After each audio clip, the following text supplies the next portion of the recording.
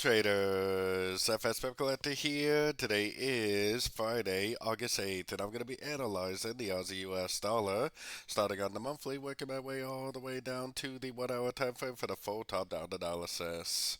So on the Aussie dollar monthly, like I've been saying for a very long time now, I still think this is a wave W, I still think this is a wave X, I think this is going up now for an ABC of wave Y, which I still believe will eventually go up and take out these previous highs. So let's take a look at it on the weekly time frame.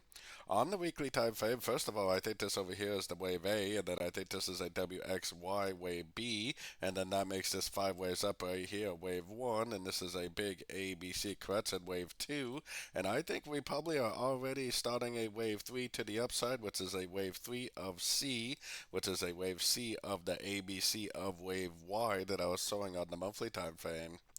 Taking it down to the daily time frame, we finally got that break of structure that we've been waiting for on the Aussie dollar.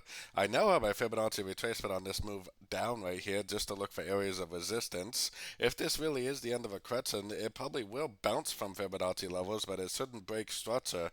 It should actually just continue to make higher highs, higher lows, which is great news for us because now we're going to start looking for longs on pullbacks on shorter time frames.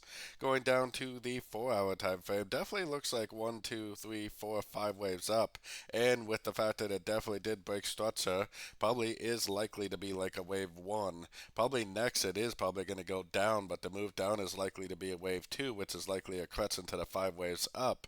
Then eventually, maybe in a week or so, we'll head back up for the wave 3. So I'm definitely going to be highly focused on going long at the end of this wave 2 for the continuation of the uptrend. So taking it right down to the 1 hour time frame.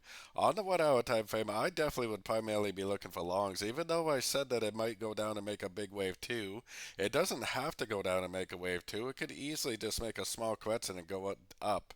So if you see some sort of a 3-wave pullback, I would definitely go long, possibly for the continuation of the uptrend.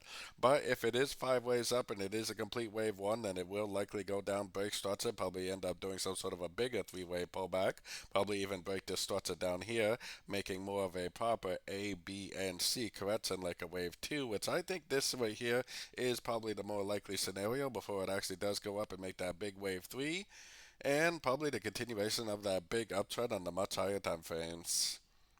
So don't forget to join my free Discord channel, which is linked over here in the corner, and as always, thank you and happy trading.